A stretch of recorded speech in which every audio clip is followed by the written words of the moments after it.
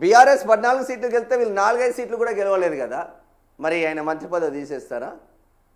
అంటే రంగారెడ్డి జిల్లాలో అసలు నాయకులే లేరా? రంగారెడ్డి జిల్లాలో, ఉమ్మడి రంగారెడ్డి జిల్లాలో ఒక్కరికి ఎందుకు ఇస్తలేరు మంత్రి పదవి అంటున్నాం.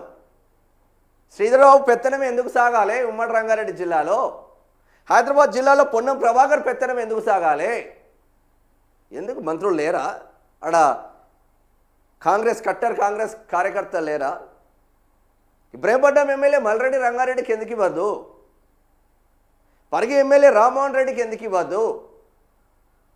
వీళ్ళంతా బీఆర్ఎస్ అధికారంలో ఉన్నప్పుడు కాంగ్రెస్ పట్టుకొని ఉన్న నేతలు కదా.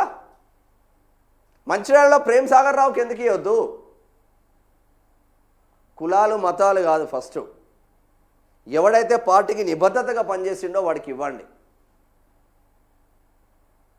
ఇది ఉండదు, మనకు ఇచ్చే కాడ ఇవ్వరు, సచ్చే కాడ అది కూడా ఉండదు అన్న చర్చ జరుగుతూ ఉంది.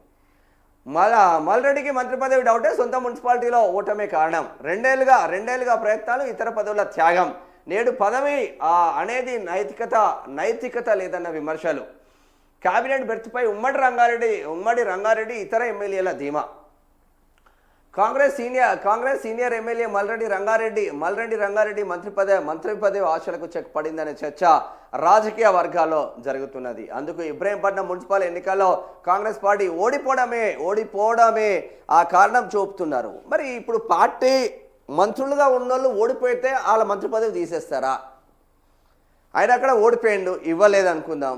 మరి ఇప్పుడు ఉన్న మంత్రులు, గెలిచిన మంత్రులు ఉన్నారు కదా, ఇప్పుడు ప్రజెంట్ మంత్రులు, సిట్టింగ్ మంత్రులు వాళ్ళ నియోజకవర్గాలలో, మున్సిపాలిటీలలో, మున్సిపల్ కార్పొరేషన్లలో అట్టర్ ఫ్లాప్ అయిన మంత్రులను తీసి పడేస్తారా అని అడుగుతున్నాం. గట్స్ ఉందా?